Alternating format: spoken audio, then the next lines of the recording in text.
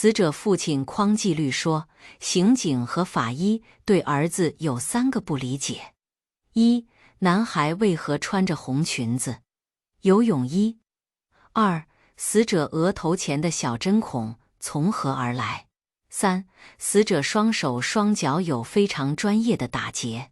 5日中午12时许，54岁的农民工匡纪律从江北赶回巴南区东泉镇双星村，为上住读的儿子送钱。家里正门、侧门紧闭，平时从来不开的后门却虚掩着。从后门进去，眼前一幕让他大惊失色。儿子身穿红色的花裙子，双手双脚被绳子结结实实地捆着，脚上还吊着一个大秤砣，双手被挂在屋梁上，早已死亡。男孩家中离奇死亡匡志军是匡纪律的独子，是东泉中学7年级2班的学生，死时刚13岁零13天。昨天，记者闻讯赶到死者家中，匡志军的遗体摆在堂屋正中，身上盖着一床红被子，除了一间正屋，还有2间偏房和1间灶屋，后门就在灶屋里。孩子平时在楼下正屋大床上睡觉，床旁的屋梁竟是孩子的最后归宿。屋里地上到处是衣服和杂物，孩子用过的课本、作业本散乱地放在床上，桌上2包速食面，吃了1包。电子表、书包、计算器、手机、光盘等孩子的遗物留在床上。书包里还有32.5元钱。匡纪律说，警方和法医已在5日晚对儿子进行了解剖，因此孩子从头部到腹部都被线缝着。记者揭开红被子，看见匡志军遗体额头前有一个小孔和不重的外伤，大腿、双手、2肋、双脚裸部上方都有极深的勒痕，此外没有任何伤口。死者身穿红裙子，匡纪律告诉记者，前几天他的手机坏了，跟儿子联系不上。5日中午12点多钟，他回家为儿子送饭钱，平时进出的大门和侧门却怎么都打不开。他绕到后门，后门虚掩着，轻轻一推门就开了。家里一片狼藉，玩的衣服丢得到处都是。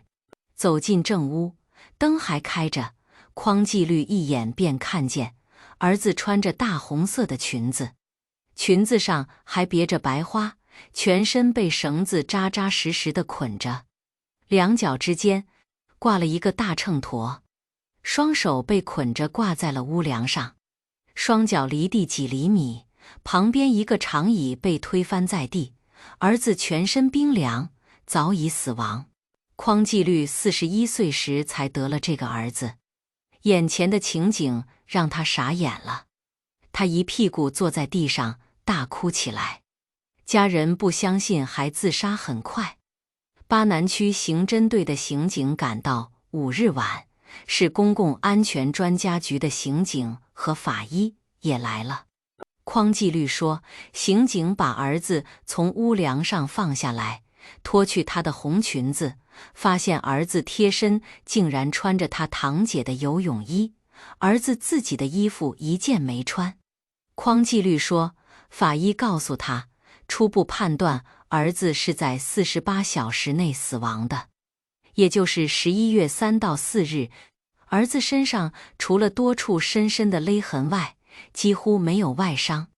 法医带走了儿子的内脏等物，回城里解剖。昨天，孩子的妈妈咕噔会在记者面前已没了泪水。她说，自己和丈夫都在江北区打工，家里就儿子一人。平时每个周末儿子都回江北和他们在一起，因为10月24日儿子回来时，他们给了儿子几百元做饭钱、资料费等。儿子就说下周11月1日不回江北了，要自己回农村老屋。咕噔会说，平时家里的后门从来不开，都用2块大木板挡着，外加1根钢筋。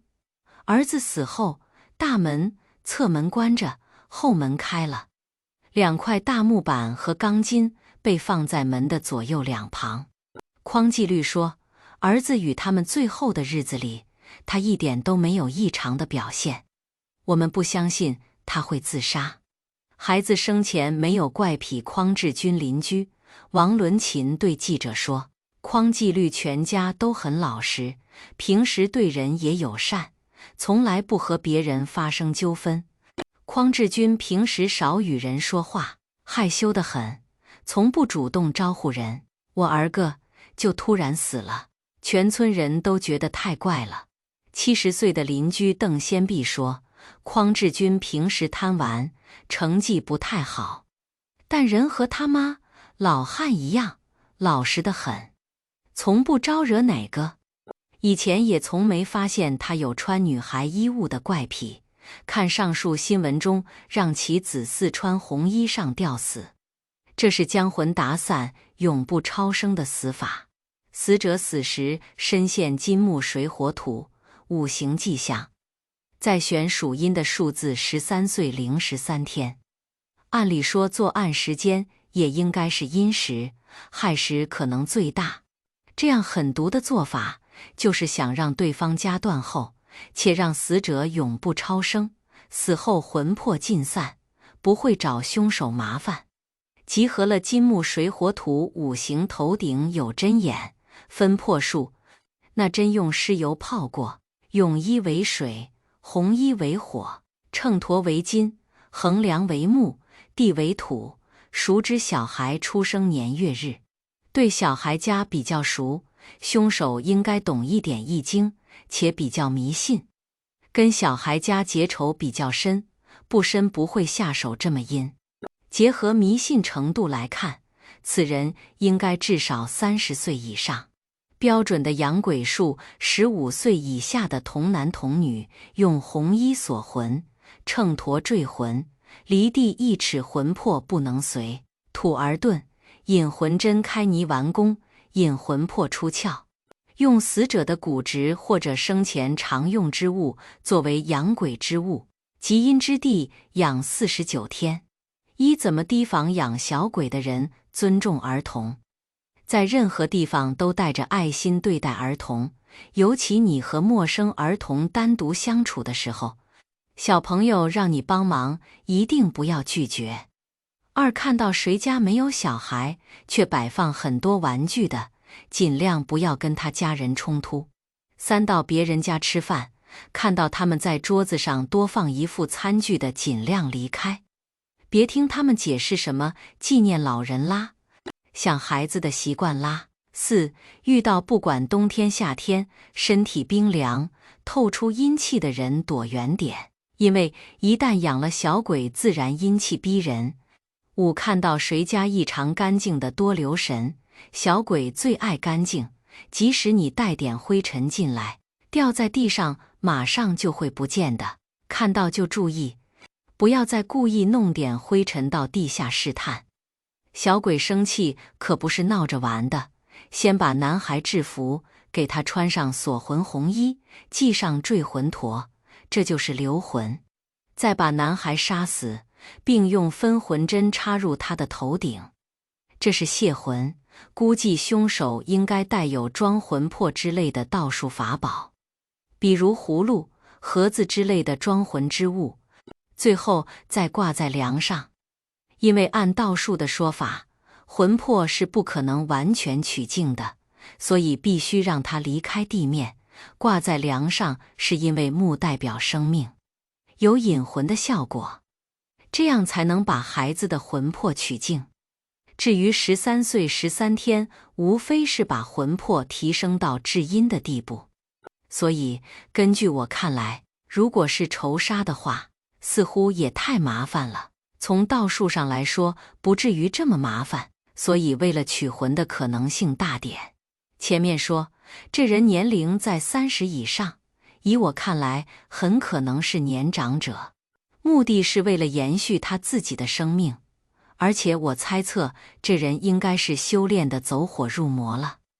他们那地方的人要注意了，因为根据取魂的道术来说，这人如果要靠道术来延续自己生命，或者修炼到某个境界的话，应该要杀13个同样阴命格的人。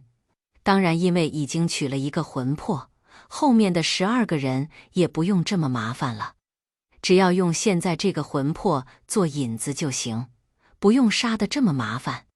我来说下吧，这个男孩应该是至阴之命格，按道法术上来说，他的魂魄算是修炼法术最好的东西。个人以为，如果只是想让他死不超生，全家绝后的话，不至于用这么多东西。看来凶手的目的不在于伤魂，而在于取魂。前面有人分析了，为什么这个凶手要给死者穿其堂姐的红色泳衣？因为按照道术修炼来说，就是要把这个孩子最阴之魂魄提炼出来。很明显，这个凶手是为了把男孩的至阴之魂从身体里逼迫出来。但是大家也要注意分破针，锁魂红衣、坠魂陀的同时使用。看来这个凶手是为了取得魂魄才这样的。分魂针从头顶插入，是为分魂，也是为了泄魂，否则怎么取得魂魄呢？而锁魂红衣和坠魂陀则是起到在分魂过程中，男孩的魂魄不会丢失，因为取魂是非常麻烦的。所谓人有3魂7魄，任何一魂一魄丢了，就得不到最完整的至阴魂魄了。红衣小鬼是最厉害的鬼，这个人要对付的人一定非常厉害，或者非比寻常。如果此后不久有人离奇暴毙，则必定与此事有关。如果有人离奇暴毙之后在其他事发生，则此案难破，就算抓住人，也未必是真凶。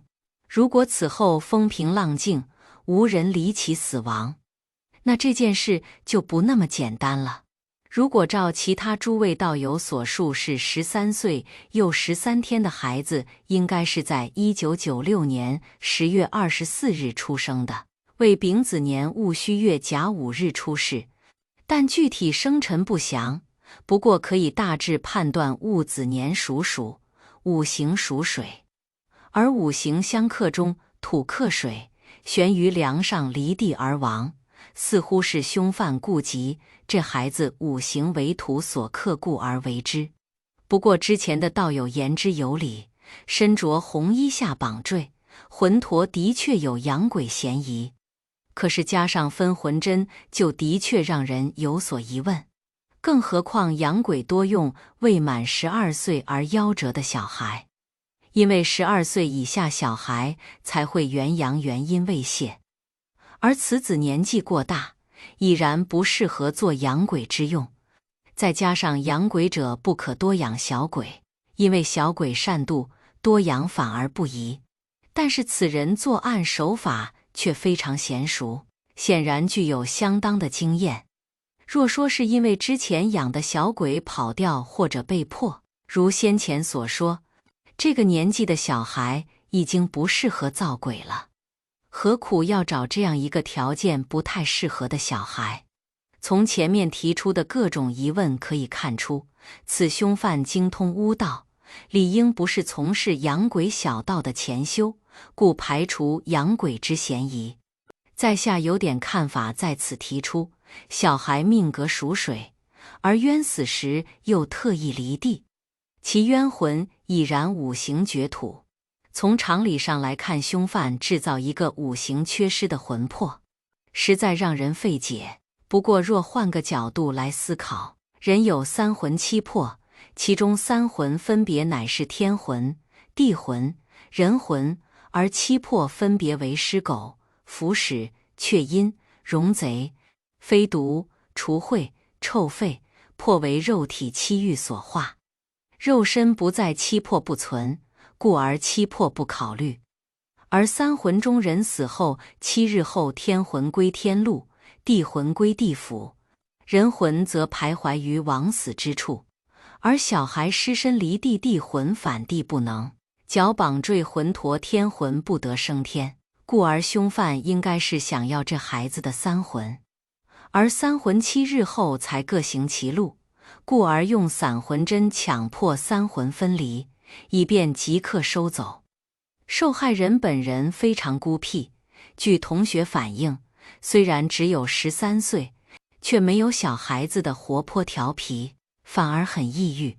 有一次他在看书，同学一问是在看《聊斋》，而且同学们反映他平时爱看鬼狐一类的书，这也为警方认定他的死亡是玩一种迷信游戏而导致的。2. 最诡异的来了，受害人母亲在孩子死的前2天，做了一个让人毛骨悚然的梦。因为之前孩子坚持旷课，也要去没人住的老屋除草，母亲梦到有一个30多岁的男人背着一个旅行包，戴帽子，看不清头脸，从他们家老屋的后门悄悄进去了。然后母亲第2天莫名其妙地开始流眼泪，心慌，觉得儿子有事发生。3. 受害人的尸体被发现后，他的父亲曾多方寻找线索。据村民讲，那一天村里是来了一个外乡人，30-40岁，戴帽子，背包，和受害者母亲梦的人外形几乎完全一致。但警方以梦境无法作为凭证，兼寻找无果，放弃了此条线索。从最初2009年底重庆男孩离奇死亡案，有人推断还要有12个人死亡，现在莆田4人，加天台7人和电话亭遇害女孩1人，总共正好13人。最初重庆男孩和最后的女孩都是吊死，脚离地，其余中间的均为溺死而亡。莆田4人，这次天台死亡女孩地址为福建省莆田市城乡区长泰镇杜里村人，吊死的蔡姓女孩，原本莆田先死了4个孩子，年前女孩过年来到天台也没躲过死亡，且在此期间又死了7个孩子，均为溺亡。重庆男孩死于13岁13天，穿女性水性红衣，无非是把魂魄提升到至阴的地步。吊死于天台莆田女孩2005年8月18号出生，那天是阴历7月14日，中元节，也就是鬼节。这个女孩出生于鬼节，如果真的有可能联系在一起，选定了最后的女孩。随着女孩在莆田天台身亡，中间陆续造成多名儿童同时意外身亡。凶手很善于伪造多名儿童同时溺水意外的假象。警方应该再去查查重庆男孩和电话亭女孩的父母，是否请过可疑的人给孩子算过命，是否有人极为熟悉孩子的命格，并且仔细查重庆、莆田、天台周边是否有什么迷信巫术活动，当地是否极为盛行给小孩子算命，近年有什么诡异，不要全部急于定性为意外。第一个重庆男孩被发现于2009年11月5号，莆田2010年2月4日溺亡4人，天台县2010年2月18日至3月2号溺死7人。电话亭小姑娘是3月1日离开莆田的，3月2日晚上吊死，当天阴历正月17，每年的农历正月17日晚饭过后，人们就纷纷到埋葬自己的亲人的坟地里去为已过世的亲人送蜡。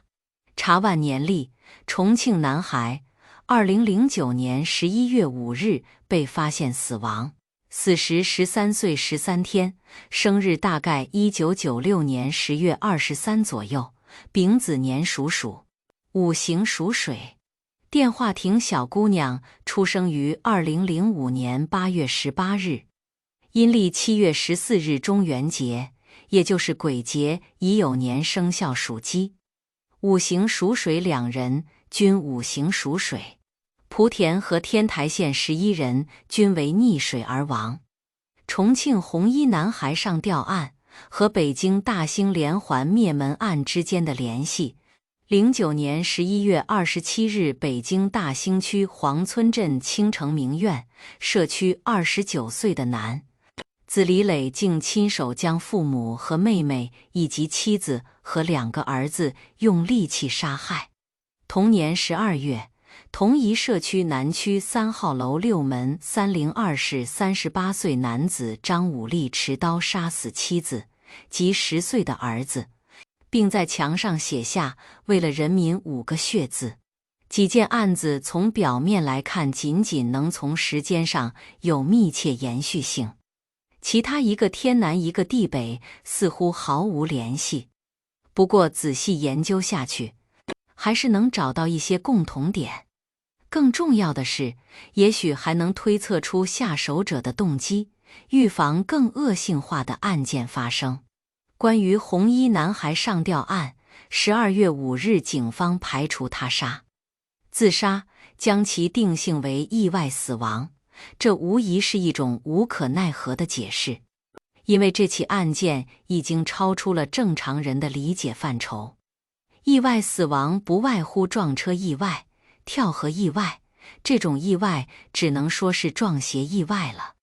但也有识之士指出，死者死时身陷金木水火土5行迹象，内穿泳衣为水，外穿红衣为火，当挂秤砣为金，绳悬横梁为木，身对大地为土，跟邪教的5行祭祀如出一辙。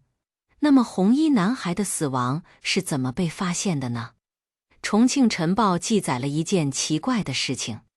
11月4日凌晨，匡志军的母亲辜登慧就做了一个梦，梦见一个从未谋面、个头很高的男人悄悄进入他家农村老屋，并在梦中催促他赶紧回家看儿子。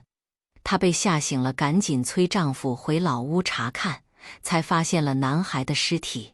红衣男孩上吊案的特点都罗列在上面了。底下我们来看北京大兴的2起灭门案，里面第一个奇怪的共同点就是凶手即是家主，在凶杀发生前的岁月里都是正常人，都口碑不错，也没有任何精神疾病的迹象，偏偏在案发前的一瞬间失去理智，邪气逼人，作案手段已经超出了人性的制约。2起案件犯罪理由都是理由不充分的，什么原因让他们一反常态吗？在第1起李磊灭门案里，报道一再提到李磊像是有什么事情不肯说出来，这是为什么？我想这正是李磊精神正常的表现。他知道如果说出自己发现的异常，就无法被定性为精神病，等待他的就只有死刑，所以他选择了缄默。果然，最后李磊被定性为精神异常，逃脱了死刑。但李磊缄默的真相是什么呢？我们似乎可以从第2起张武力灭门案发现蛛丝马迹。张武力是自首的，他的第一供词是自己亲手杀死了妻子和儿子，但他也不明白为何杀人。当时好像中了邪一样。也有新闻提到张武力坚称当时是脑子里听到了一个声音驱使他杀人。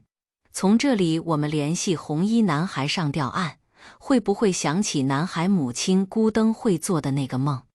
梦见的那个悄悄进入他家农村老屋的从未谋面的男人，辜登慧在梦中有没有听到他的声音？